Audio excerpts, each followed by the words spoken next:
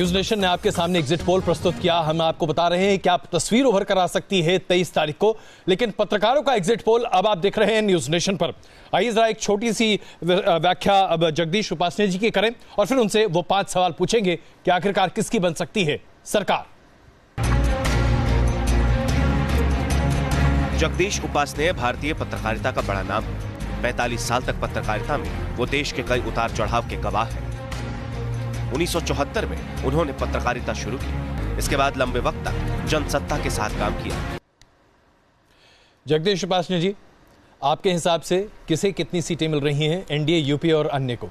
देखिए, जो सीटें मैंने दी है वो बीजेपी प्लस को 324 सीट्स दी हैं। आईएनसी यानी जिसको आप यूपीए कह रहे हैं, आईएनसी प्लस को मैंने 74 सीट्स दी हैं और अदर्स को 145 सीट्स दी हैं। बीजेपी प्लस को जो 324 सीट्स मैंने दी है उसमें 275 बीजेपी को दी है और बाकी उसके सहयोगियों को दी है, जिसमें 324 इतना प्रिसाइस जो आप बात कर रहे हैं, ये किस आधार पर? ये इस आधार पर कि 2014 में जो भाजपा को परसेंटेज ऑफ वोट और सीट्स मिली थी जी, उसको 2019 में जो पोलिंग हुई है मैंने उसके साथ उसको कंपेयर किया। इसके अलावा 2014 में भाजपा ने जो सीट्स जीती उनमें जिन असेंबली सेगमेंट्स में उनकी लीड थी जी, उसको भी मैंने काउंट किया। थोड़ी सी एक्सरसाइज है जी, और इसलिए ये 324 का फिगर। महागठबंधन नहीं था उस वक्त, आप अपना बेस्ट परफॉर्मेंस गुजरात में दे चुके हैं, राजस्थान में दे चुके हैं, ये फैक्टर भी नहीं था। प्लस नॉर्थ ईस्ट में आपने अच्छा प्रदर्शन किया था, लेकिन आज वहां पर भी आपके खिलाफ जो है गुस्सा है, आक्रोश है, तो ये सारे फैक्टर्स नहीं आपने? मुझे नहीं लगता कि नॉर्थ ईस्ट में कोई गुस्सा है।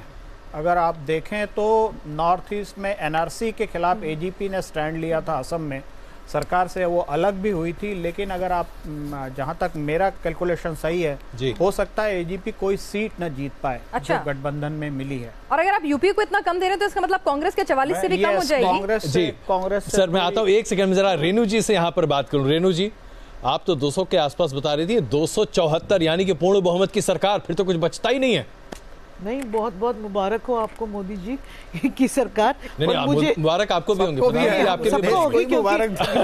वो सबके बनेंगे, पर मुझे लगता है कि बहुत ज्यादा खंडित मैंडेट आ रहा है और बिल्कुल हंग पार्लियामेंट आ रहा है और उसमें बीजेपी का स्थिति बहुत ज्यादा मजबूत नहीं होगा, क्योंकि जो नॉर्थ इंडिया में स्टेट्स में वो पीक पे पहुंचे थे वो सब स्टेट्स में उनके वो कम हो रहे हैं और वो इतना गेन चाहे उड़ीसा हो, चाहे वेस्ट बंगाल हो, चाहे नॉर्थ ईस्ट हो, उसमें नहीं कर पा रहे। देखिए, मैं दो चीजें कहूंगा। इतना प्रेसाइज 324 जी, सेफोलॉजिकल जो पैरामीटर्स हैं, जो अभी तक फॉर्मूले बने हैं, उसमें सारे फॉर्मूले हम ले लेते हैं, तब भी कोई इतना प्रेसिजन से नहीं कर सकता। अगर किया है और ये सही हो जाता है तो कल से हम सब लोग को एग्जिट पोल के लिए आप ही को रखना चाहिए। एग्जिट पोल नहीं करता। मुझे एक शक और हो रहा है कि 324 जो आर्टिकल है वो इलेक्शन कमीशन के पावर्स डिसाइड करता है, कहीं उससे तो टैली नहीं कर रहा है। ये ठीक है सिंह साहब का मजाक ऑन अ लाइटर वेन, मुझे नहीं लगता यहाँ कोई इसका बुरा मानेगा। जी वास्ते साहब प्लीज। देखिए, आखिर हम लोग जर्नलिस्ट हैं, हमको बहुत एग्जिट पोल वालों की तरह मतदाता का सर्वे नहीं करना पड़ता जी।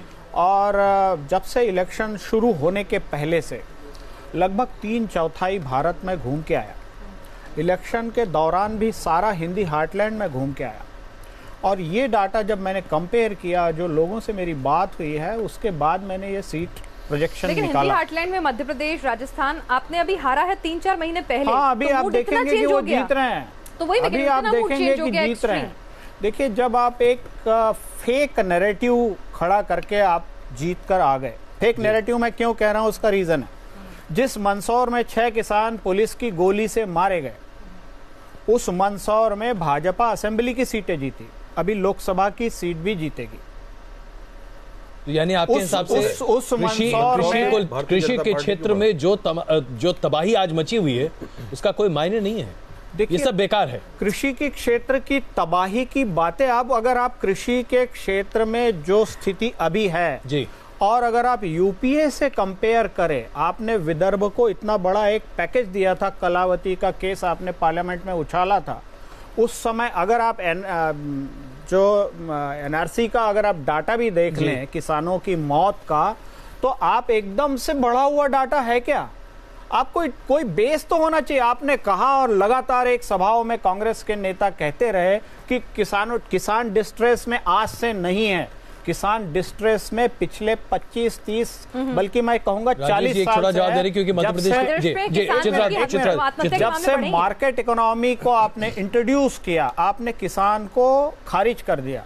उसके प्रोड्यूस के लिए आपके पास मार्केट नहीं है, उसके प्रोड्यूस की उसकी कीमत उसको नहीं मिलती। आज से नहीं मिलती क्या? इससे पहले से नहीं मिलती। तो कोई ये कहे कि किसानों की आत्महत्या बढ़ गई है, मुझे फिगर दिखाइए। सिर्फ देखिए आत्महत्याएं नहीं, अगर मोदी जी जो आप कह रहे हैं कि पहले से आ रही है, मतलब आपका इशारा ये है कि यूपीए के टाइम से ये चले आ रहा है।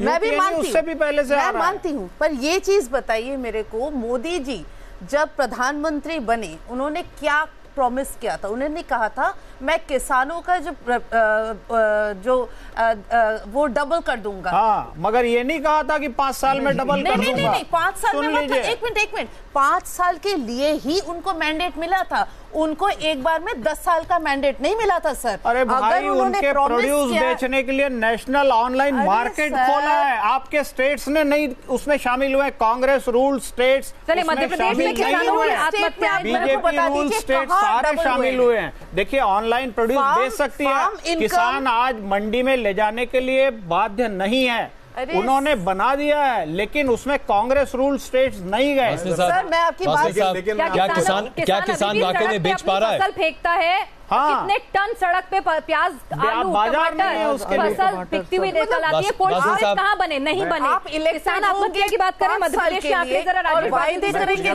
बड़े हैं वो। सिंह साहब मैं क्लियर कर दूं, ये DFI doubling the farmers income, ये मोदी जी ने 1916 में अनाउंस किया था, 2017 में किया था, और 17 के बाद उन्होंने कहा था कि 2022 तक ये कंप्लीट कर देंगे। उसके बाद उन्होंने एक कमेटी बनाई, दलवाई कमेटी उसको कहते हैं। दलवाई कमेटी की रिपोर्ट आई, करीब 6 महीने बाद आई। एक चीज़ जो शायद भूल रहे हैं, जगदीश जी बहुत ही अच्छा एनालिसिस करते हैं, लेकिन मेरे ख्याल से एक चीज़ भूल रहे हैं, एग्रेरियन डिस्ट्रेस भारत के इतिहास में, जैसे फार्मर्स मर्डर कह रहे हैं, 1991 से ये आंकड़े आने शुरू हुए, उसके पहले भी होते होंगे।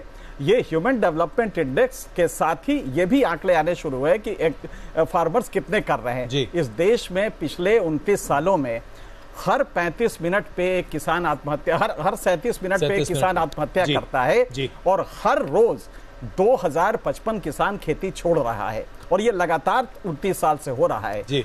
सिर्फ इतना ही अंतर आया है कि पिछले 5 सालों में यह संख्या जो थी, जो 48 पर डे की थी, वो धीरे से स्लाइटली बढ़ गई है और ये 52 हो गई है। ये बढ़ी है, इसमें कोई दो राय नहीं है, लेकिन इसमें वजह क्या है?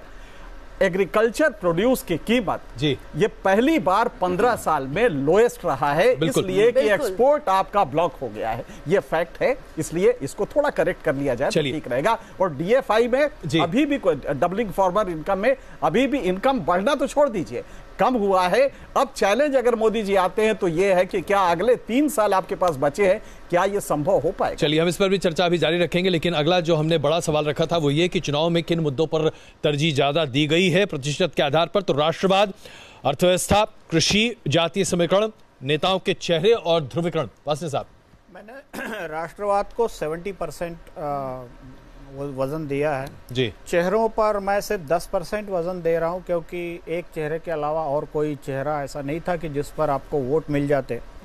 ध्रुवीकरण मेरे हिसाब से सिर्फ 1%, वो भी कुछ एक्सेप्शनल राज्यों में इक्का दुक्का जगह मुझे ध्रुवीकरण दिखाई दिया। लेकिन जाति भी, इसमें जाति का जो बंधन होता है और बाड़े होते हैं, वो भी मुझे नहीं लगता, उसको मैंने 0.2% दिया है जी। अर्थव्यवस्था पर चूंकि सरकार ने बात की है, प्रधानमंत्री ने और भाजपा के नेताओं ने अर्थव्यवस्था पर बात की है, और उनके जवाब में कांग्रेस के नेताओं ने भी बात की, इसलिए मैंने उसको 0.8% दिया। एग्रीकल्चर पर भी चूंकि इन दोनों ही बड़ी पार्टियों के नेताओं ने बात की है और लोगों ने उन पर रिएक्ट भी किया है, इसलिए मैंने इसको 0.9% दिया। तो यानी राष्ट्रवाद ही सबसे अहम हाँ, मुद्दा मेरा मानना है कि राष्ट्रवाद जो कि जिसको मैं मानता हूं कि राष्ट्रवाद में भारतीयता और भारत से जुड़े वो सारे, माने भारत की लाइफस्टाइल, आपके जीवन मूल्य, इन सब साहब, लेकिन आपका एक जवाब बहुत दिलचस्प है और ध्रुवीकरण है। वाशे साहब, अभी आपने ध्रुवीकरण की जो बात की और कहा कि वो लगभग नदारद है, क्योंकि आपके हिसाब से वो कहीं इक्का दुक्का एकाध राज्यों में दिखा। उत्तर प्रदेश में ध्रुवीकरण की राजनीति आपको नहीं दिखाई दी? क्या आपको पूरे उत्तर पूर्व राज्यों में, असम में ध्रुवीकरण की राजनीति नहीं दिखाई दी? पश्चिम बंगाल में ध्रुवीकरण की राजनीति नहीं दिखाई दी? केरल में ध्रुवीकरण की राजनीति नहीं दिखाई दी? यहां तक कि महाराष्ट्र में और मध्य प्रदेश में ध्रुवीकरण की राजनीति नहीं दिखाई दी। अगर ये ध्रुवीकरण नहीं है तो ध्रुवीकरण और किसको कहते हैं? देखिए, ध्रुवीकरण से जो हम सब लोग मीडिया में काम करने वाले आशा ये लगाते हैं कि जो धर्म, मजहब या मत पंथ के आधार पर ध्रुवीकरण होता है वो ध्रुवीकरण।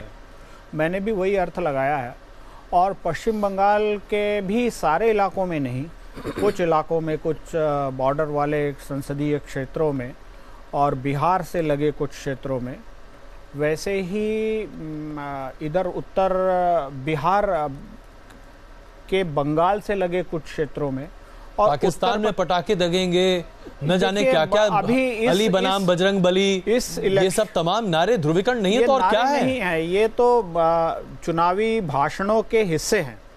और ये चुनावी भाषणों के हिस्सों में उनको, जैसे उन्होंने कहा चुनाव आयोग से उनको फटकार मिली है, उसके आधार पर अगर हम कहते हैं कि इसके सिर्फ अगर ये माने कि अगर दोनों आपको सुन लीजिए, इसका जवाब देना चाह रही है। लॉजिक क्या है? मेरा लॉजिक ये है कि भाजपा ने अगर ध्रुवीकरण करने की कोशिश की होती तो वो हिंदुत्व का मुद्दा उठाती। उत्तर प्रदेश में राम मंदिर अभी भी एक सेंसिटिव मुद्दा है। अली बनाम बजरंग बली और क्या है फिर? पश्चिम उत्तर प्रदेश में गौ हत्या बहुत ज्यादा सेंसिटिव मुद्दा है। अगर ध्रुवीकरण करना होता तो भाजपा के नेता ये मुद्दे उठाते, लेकिन ये मुद्दे नहीं उठे।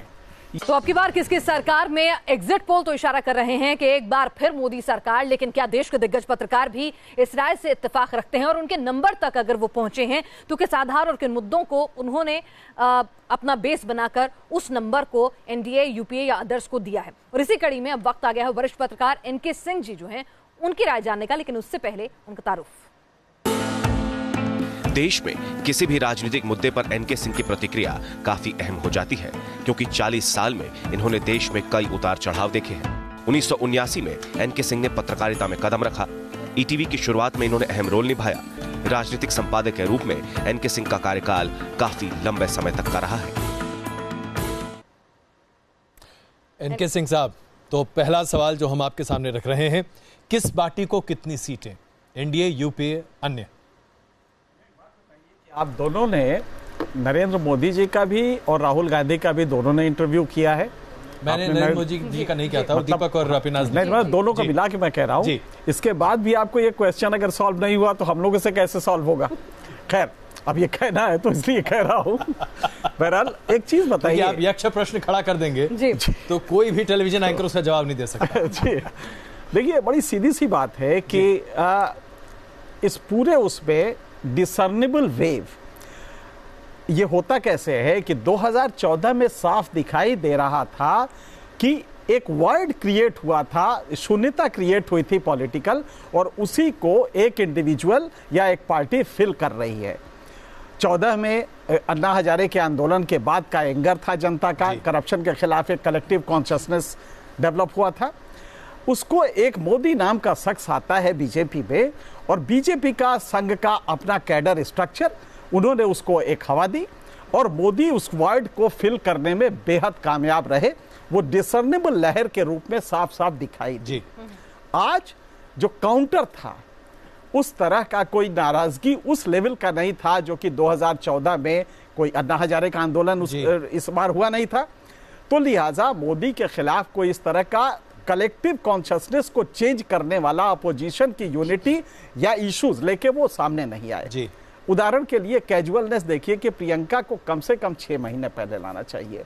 राहुल गांधी, जो ये लगता था कि आज हैं कल नहीं है, ये फॉर्मेट 2 साल पहले उन्होंने चेंज किया गुजरात में जब आए, और गुजरात से उन्होंने अपना पूरा का पूरा मेकओवर किया। एग्रेसिव हुए, और एग्रेशन की जरूरत थी, लेकिन उसके पहले वो नहीं थे। पहला काम उनको करना था कि ऑर्गेनाइजेशनल स्ट्रक्चर को 613 जिले हैं उनमें जाके उसको ये चर्चा करें जरा, सब लोगों के अंदर ये क्यूरियोसिटी है कि नंबर क्या दिए आपने, फिर इस चर्चा को आगे बढ़ाएंगे। जी एक बार नंबर बताएं आपने क्या दिए, और हम स्क्रीन पर भी दिखाते हैं सिंह जी ने किसको कितने नंबर दिए। तो सिंह साहब के नंबर है 305 एनडीए, 125 यूपीए और अन्य के खाते में 112। 305। अब जरा सा पीछे रह गए पिंडेकर जी से। हाँ जी, मैं पीछे रह गया था, नहीं मैं करीब 20 पीछे रह गया जगदीश सुपासने जी से भी। जी से 20। लेकिन देखिए 305 इसलिए कि मैं 20 नहीं 19, उन्होंने 324 का एकदम फिक्स फिगर दिया था। आप 19 पीछे हैं। मेरा 300 से 310 ही था, लेकिन 305, और ये थोड़ा आपने एवरेज आउट कर दिया उसको। एग्जिट पोल से मैं हिल गया, वरना ये सच पूछिए तो ये 270 के आसपास ही था, लेकिन एग्जिट पोल से मुतासिर, एग्जिट पोल से आप प्रभावित हो गए। जी बिल्कुल हुआ, मैं सच बता रहा हूं, मैं झूठ नहीं बोलूंगा आपके व्यूअर्स के सामने, आप लोगों के सामने, कि मैं 260 से ऊपर कतई नहीं जा रहा था। लेकिन एग्जिट पोल जब आए तो वो किया, रीथिंकिंग की, और तब मुझे यहां तक आना पड़ा है। आप एग्जिट पोल पर इतना विश्वास करते हैं? विश्वास इसलिए, हालांकि भारत में उसका कोई मतलब नहीं होता, लेकिन जब चलिए सभी लोग कर रहे हैं, इतने लोग थे, तो इसलिए मुझे लगा। चलिए मैं आपके पुराने फिगर पे आता हूं। 270 एनडीए के लिए अगर आप लेकर चल रहे थे, तो उसके आधार पर मैं अगर आपसे ये पूछूं कि 19 तारीख से पहले तक आपके हिसाब से 270 सीटें एनडीए को मिल रही थी, तो भारतीय जनता पार्टी को कितनी सीटें मिलती? 220। भारतीय जनता पार्टी को 200 से 220 तक मैं दे रहा था। हो सकता था कि ये 230 तक भी जाता, बाद के फेजेस में आते आते 230 तक चला जाता। बाकी 40 उनकी थी, 40-45 आ जाती उनके एलाइज की। जी इस पे मैं पहुंचा कैसे? बहुत सीधी सी बात है कि एग्रेरियन डिसकंटेंट का अगर मैं फिगर दूं तो कम से कम मुझे 40 मिनट चाहिए उस पर बोलने के लिए। मैसिव नुकसान हुआ है एग्रीकल्चर में जी, और उसको मेकअप नहीं किया। लेकिन 2 तरह के विकास होते हैं, और विकास करना और विकास का जनता में एहसास दिलाना और भरोसा दिलाना कि आगे भी करेंगे, ये तीनों अलग अलग चीजें हैं। विकास कांग्रेस तो छोड़ दीजिए, बाकी 2 तो हो गया। नहीं, कांग्रेस गवर्नमेंट ने 2012 का आंकड़ा है कि 12 करोड़ बच्चों को वो मुफ्त खाना खिला रहे थे जी। पर ये मैसेज कन्वे नहीं हुआ, क्योंकि कैडर डिस्कनेक्ट था, कैडर और लीडरशिप में, गवर्नमेंट और कैडर में, लिहाजा वो मैसेज के पास गया नहीं है। आप मनरेगा अद्भुत प्रोग्राम था, आज मोदी जी उसमें 58 करोड़ रुपए लगा रहे हैं, उसी मनरेगा को 3 गुना कर दिया है, लेकिन कांग्रेस उसको भेज नहीं पाई क्योंकि डिस्कनेक्ट था, कैडर स्ट्रक्चर था। क्या 72,000 की न्याय स्कीम भी पहुंच नहीं पाई क्योंकि उसके बाद बीजेपी बैकफुट पर आती नजर आई थी? बिल्कुल सही है। 72,000 वो कन्विंस नहीं कर, बहुत अच्छी स्कीम है, वायबल भी है। मैं जब इकोनॉमिक्स से उसका देखा तो वायबल भी थी, लेकिन 6,000 चूंकि 2,000 मिल गए जनता को, 4 मिल गए नहीं, हाँ दूसरा भी मिल गया, तो 2,000 और 4,000 मिलने पर मुतासिर हो गई, लेकिन इस पे नहीं हुई। ये कांग्रेस का एक डिफेक्ट रहा है। मतलब इस पूरे एक छोटी टिप्पणी रेणु जी से ले। रेणु जी, आपने यूपीए को अधिक अंक दिए हैं एनडीए के मुकाबले, लेकिन क्या ये कांग्रेस की कमजोरी है कि वो अपने किसी भी काम का ढिंढोरा कभी पीटी ही नहीं पाई, या दरअसल आपको लगता है कि कांग्रेस इस मानसिकता की है ही नहीं, उनके समझ के परे है ये बात? नहीं, वो उस टाइम जिस टाइप का मार्केटिंग और जो ढोल बजाने का काम है वो कांग्रेस कभी किया ही नहीं। नरसिम्हा, जितने भी प्रोग्राम्स कांग्रेस के 10 साल के थे वो मोदी जी ने अडॉप्ट किए, उसको रीपैकेजिंग किया, उसको नया नाम दिया। पहले वो जीएसटी के खिलाफ थे, फिर उन्होंने अडॉप्ट किया, पहले मनरेगा के खिलाफ थे, वो अडॉप्ट किया। तो ये कोई नया काम उन्होंने नहीं किया 5 साल में, वही पुराने। पर जैसे आपने कहा कि कांग्रेस अपना पूरा प्रचार नहीं कर पाती, जो ये 72,000 का जो आंकड़ा है, इसको अगर लेके चलते तो बहुत कुछ ये अचीव, बहुत बड़ी योजना थी। उसके अगले दिन बीजेपी के क्या अप्रोच थी वो हम सबने देखा था। एलैबोरेट कर दूं जी। 2018-19 तक आते आते देखिए, एक चीज होती है डेमोक्रेसी में, गवर्नेंस बाय डिस्कशन। आप अपने मैसेजेस मासेज में देते हैं, इसमें कोई अनैतिकता नहीं है, ये कोई बड़ी गंदी चीज नहीं है कि भाई मोदी करते हैं आप तो हम तो करते नहीं, हम तो नहीं, ये सब नहीं करेंगे, जनता जाने। आप अगर करते हैं तो आपके पास सिस्टम है, आप उससे कन्विंस कीजिए कि भाई ये हम कर रहे हैं, और इससे मासेज एजुकेट भी होती है। अगर डबलिंग द फॉर्मल इनकम में आपने कुछ किया होता तो वो होता। अब कांग्रेस को चाहिए था कि जो माइनसेस हैं उसको लेके जाए, और मोदी जी को था कि हम ले जाएंगे। सिंह साहब, एक छोटा सा सवाल है जो आप लोग सबके सामने रखता हूं, बादल जी मुझे लगता है इसका जवाब आप दें। स्कीम अच्छी थी, लोगों को फायदा भी हो रहा था, लेकिन उस स्कीम पर भरोसा किसी को नहीं था। मनरेगा लॉन्च होने के साथ ही हुआ कि ठेकेदार को जब तक पैसे न दो तब तक मनरेगा का फायदा आपको नहीं मिलेगा। आप जितने भी इसको मिड डे मील की बात है, उसमें कभी कॉकरोच मिल गया तो वही सुर्खियां बटोरता था। मिड डे मील स्कीम का फायदा गांव तक पहुंचे, इसकी चर्चा कोई नहीं करता था। तो कांग्रेस के ऊपर विश्वास को लेकर हमेशा संशय रहा है। ठीक है, काम करती है लेकिन चोर है, ये बात दिमाग में लोगों के बैठा दी गई थी और ये आज से नहीं है, ये बहुत पहले से है, इंदिरा गांधी के जमाने से। आरटीआई, राइट टू एजुकेशन, ये उसका लाया हुआ। बिल्कुल, पहला कारण तो ये है कि आप अगर बहुत बारीकी से ऑब्जर्व करें तो बीते 10-15 सालों में हमारे मीडिया से गांव, छोटा कस्बा, आदिवासी और छोटे छोटे गांवों की जो योजनाएं हैं वो एकदम से हाशिए पे चली गई हैं। हम जो वही दिखाते हैं जो बिकता है, और उसमें बड़े शहर उसमें है क्योंकि वो टीआरपी पर है। बहुत मुझे खुल के कहने में कोई हिचक नहीं है। हमारे आदिवासी 12 करोड़ हैं इस देश में।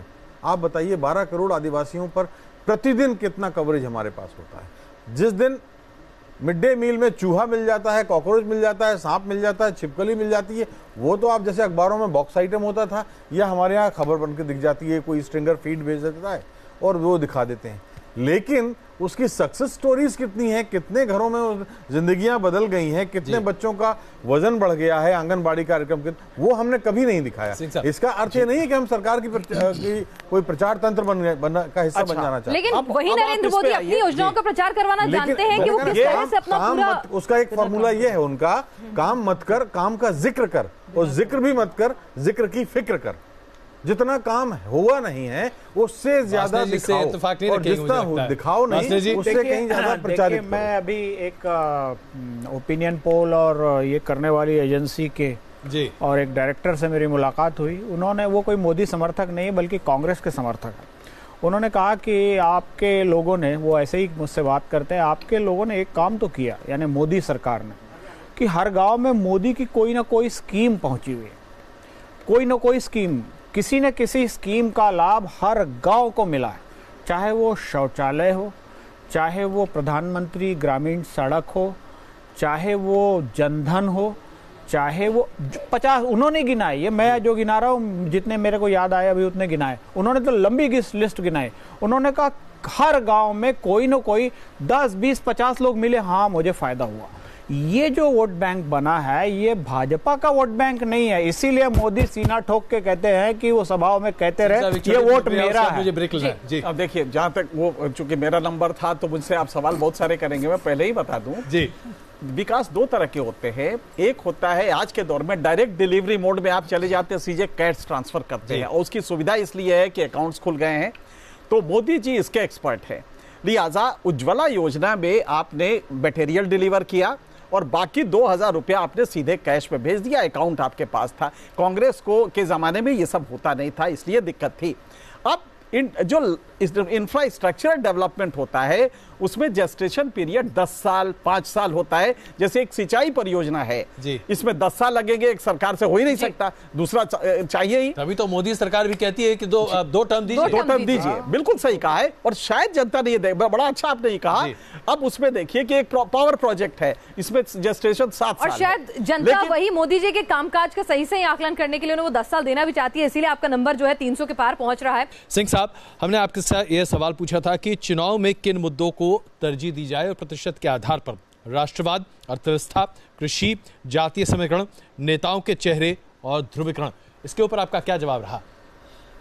देखिए, राष्ट्रवाद पर से कोई बहुत बड़ा ये अर्बन फिनोमिनन है। वो जो खेत में काम कर रहा है, 42 डिग्री पे खेत कर रहा है, उससे पूछिएगा तो डांट के भगा देगा जी। ये राष्ट्रवाद खाए पिए लोगों की चीज है, ये एक शगल है, भावना बड़ी अच्छी है, पर जो वो इलेक्शन में कन्वर्ट होती है, ये खाए पिए शाम को बढ़िया डिनर करते हैं, उसके बाद राष्ट्रवाद अच्छा लगता है।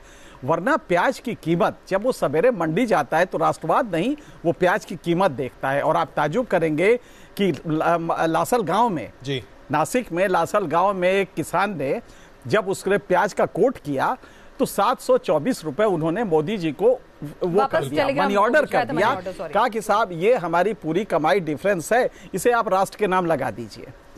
तो ये प्रॉब्लम है कि राष्ट्रवाद हमारा है। बीजेपी का ही देखिए आप, इन्होंने राष्ट्रवाद से अपना उठान नहीं किया था, इन्होंने राम मंदिर से किया था 1884 में।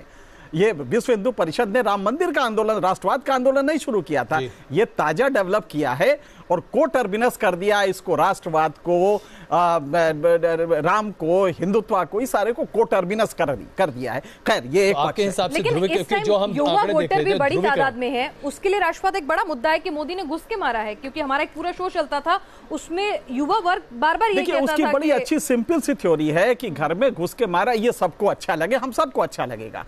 उसमें बालाकोट का जो हुआ था, आपको एक चीज बताए कि बालाकोट में इंटेलिजेंस जो था, उसमें जब हमारा पीछे सुखोई चल रहा था और इधर मिराज 2000 चल रहा था जी। मिराज 2000 में वो इक्विपमेंट नहीं थे कि वो फोटोग्राफ कर सके, लेकिन सुखोई में SAR था और इसको कहते हैं एम्पलीफाइंग राडार, जो कि पीछे लगा हुआ था, और ये सिंथेटिक एम्पलीफाइंग राडार होता है जिससे कि आप सारे फोटोग्राफ ले सकते हैं। आपने लिया होगा, इसमें कोई दो राय नहीं कि नहीं। मान लीजिए नहीं भी लिया था तो आप महफूज पूरी जगह एक पाकिस्तान की सरजमी में जाके स्ट्राइक करते हैं और वापस लौट आते हैं सुरक्षित। इतना डेयरिंग कांग्रेस के टाइम में नहीं था, इसमें कोई दो राय नहीं है। ये व्यक्ति डेयरिंग था और ये प्राइम मिनिस्टर का डिसीजन था कि ये करो और करो। तो अगर वहां गया और वहां से चला आया महफूज और 3 दिन बाद हमारा पायलट भी उसे आ गया, तो कहीं ना कहीं इससे सेंस ऑफ इलेशन डेवलप करता है, एक गौरव लगता है। तो ये वोट उसके थे, इसमें कोई, लेकिन ये राष्ट्रवाद नहीं है, ये एक टिपिकल एक काल विशेष वोट ध्रुवीकरण का वोट है जो आज मिल रहा है एनडीए को। देखिए परमानेंट है, बीजेपी अगर ध्रुवीकरण खत्म कर दे तो उसको 4 वोट नहीं मिलेंगे, ये इसमें दो राय नहीं है। लेकिन ध्रुवीकरण क्यों ना हो, अगर आप 70 साल सेकुलरिज्म के तथाकथित नाम पे अपीजमेंट करेंगे। मुझे याद है कि आपके ये जो हुआ था गोकुल बेकरी कांड हुआ था, उसके डीजी ने मुझे बताया कि वहां पे साहब हम लोग क्लियर हो गया था कि ये एक माइनॉरिटी एरिया में ये आतंकवादी गए हैं। जब हम चीफ मिनिस्टर, वो कांग्रेस चीफ मिनिस्टर था, जब हम वो लोग वहां पे गए परमिशन लेने के लिए, साहब इसको घेरना पड़ेगा, तो उन्होंने कहा दिमाग खराब है, जानते हो इलेक्शन होने जा रहा है। तो अगर ये अपीजमेंट होगा तो काउंटर कंसोलिडेशन जो की बात मोदी जी कहते हैं कि आप करें तो वो सही है, वो वही हम कह रहे हैं, इसको रेशनली देखिए।